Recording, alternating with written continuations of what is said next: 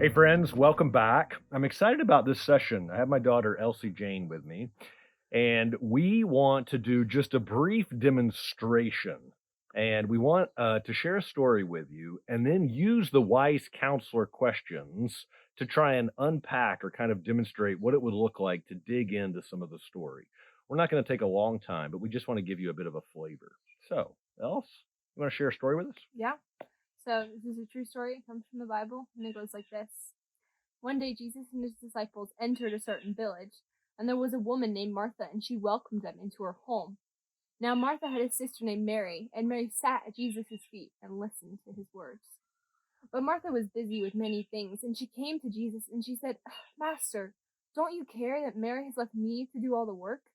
Tell her to come and help me. And Jesus said to her, Martha, Martha, you are busy and distracted with many things. Only one thing is necessary. Mary has chosen what is best, and it will not be taken from her. And that's the end of my story. We love that story. That's a classic for us. And we could go a lot of places or go a lot of directions with it. But if we go back to our wise counselor questions, one of the first questions that we ask is we'll pick a character in the story and we'll ask an emotion question. And this is not a right or wrong question. And you may say emotion, but what we're doing is we're trying to grab onto maybe what somebody experienced or what they were feeling in the story or in the text to try and help our audience put themselves into the story. So again, we don't know. The Bible doesn't usually tell us what people were thinking or feeling. So we recognize it's just a way of trying to get some buy-in. So let's pick a character. Who do you want to use? Martha. Martha. Okay. Martha she's invited Jesus and the disciples over, and apparently she seemed very busy. She's so busy that she comes and kind of interrupts Jesus's teaching. Kind of in that moment, this is the question. What do you imagine Martha was feeling in that moment? She's probably a little bit overwhelmed. Okay, overwhelmed. Good. And I would be kind of frustrated. Tell me why. Well, kind of Martha's point, like Mary's not doing anything. Okay. I'm having to do all the things. So maybe a little bit of feeling a little self-righteous or a little indignant. Yes. Like, I'm having to do all the work. I think that, again, does the story tell us exactly? No. No. There's some key clues. But I want to pause here. What we're trying to do is we're trying to help our audience identify, oh, I felt that way. Oh, you've got siblings. My siblings have left me to do all the cleanup, or my spouse or my colleagues at work. All of us, you're trying to get people to resonate with a character like Martha in the story. Again, they may say, oh, I thought she was angry, or maybe she was really impatient, or okay, good. And get people just talking. It's a way to invite the conversation. Okay. Now, we talked about our wise counselor questions begin with kind of an emotional engagement question, but then we start with just a simple question, what happened? And what are two ways to kind of look at that? What was said or what was done? Just a simple kind of like, okay, let's get people talking, carry on. So take the first part of the story. Then Jesus and his disciples came to a certain village, and a woman named Martha welcomed them into her home. We could stop right there, couldn't we? Like, let's just pause. We don't need to go very far in the story. Help me out. Elsie, what has happened thus far in the story? Jesus and his disciples came into a certain village, and then Martha welcomed them into her home.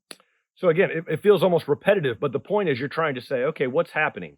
Apparently, Martha saw Jesus, recognized him, maybe, or somehow knew who he was. Yeah. And I think this is important. Who did she invite? All of them. Yeah, it seems to indicate Jesus and his disciples. Might have been a small number, it might have just been 2 or 3, but it could have been as many as a lot. Yeah, it could have been as many as 12. So if it's Jesus and possibly 12 disciples, she's inviting how many people into her home? A crowd. Yeah. Well said. Possibly 13, in addition to anybody else that was traveling with him. Yeah. I like crowd. That's a good answer. Okay, so that kind of gives us some context for maybe why she's feeling overwhelmed. Yeah. Agree or disagree? Yeah. I mean, she said, yes, come. Oh, bring them.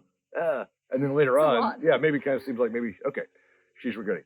Now, let's go to our second. Again, we're just at that very beginning part of the story. She's welcomed Jesus to her home. First, we ask what has happened. Second, we ask what choices were made. At this point, what choices have been made? She chose to welcome them, even though she could see there was a crowd. She didn't just pick out Jesus, or she welcomed all of them. Great. She didn't have to do that. So Martha made a choice to welcome Jesus. What other choices? That's our third question. What other choices could she have done? She could have, like I said, just taken Jesus. Oh Or, yeah, just you guys aren't welcome, but yes, I'll take the master. yeah, or just ignore them. Just Okay, not yeah, welcomed anybody. yeah. Oh, it's too much. I don't have enough living room space or food or yeah. She could have just said, oh, that maybe Jesus and I can do coffee later in town. Exactly. Sure. So she could have just singled out Jesus. She could have ignored the group or not have welcomed Jesus. She could have organized to meet Jesus by himself or by herself later on. Yeah. But what did she do? She welcomed all of them. She welcomed Jesus and his tribe. So I think it's important. On the third question, we're asking what other choices could have been made.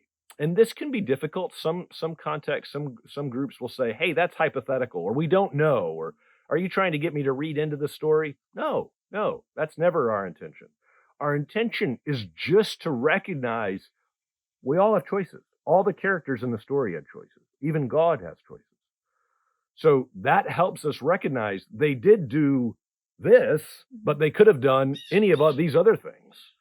And it helps us either appreciate what choice they did make or helps us recognize what choice they should have made. Mm-hmm. Does that make sense? Yeah. So hopefully that's clear.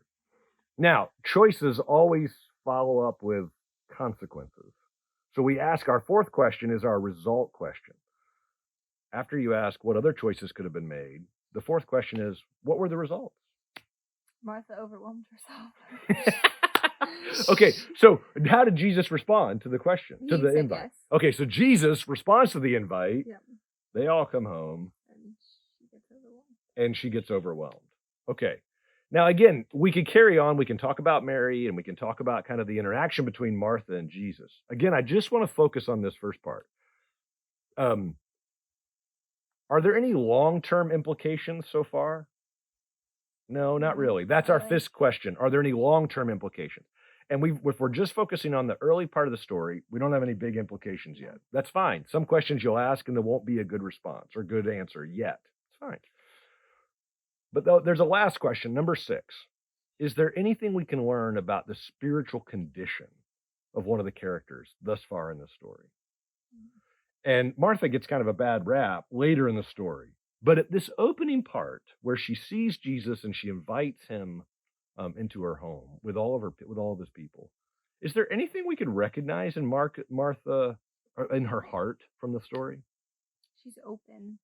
Okay, she's open. She's willing. Host and have him To show hospitality. Yeah. Which I think most of us would agree is in most cultures, in Big every deal. culture, that's a Yeah. big deal. It's so valued. Mm-hmm. Let me not say every, but most cultures, that is a big value.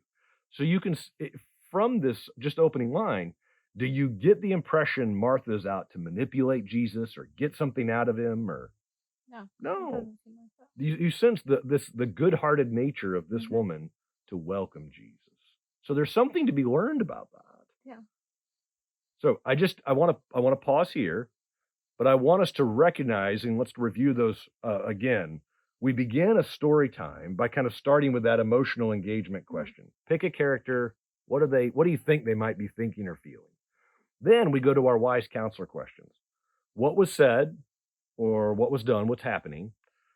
What choices were made? What other choices? What were the results of those choices? Were there any long-term effects or implications? And then 6, go back to the heart. Can we learn anything about one of the characters' heart condition just from the choices they've made? So again, we're going to keep at this, but we're wanting you to get a taste of what it looks like to kind of begin to walk through one of these stories. So, Elsie, thanks for your help. Yeah. We'll see you in the next video.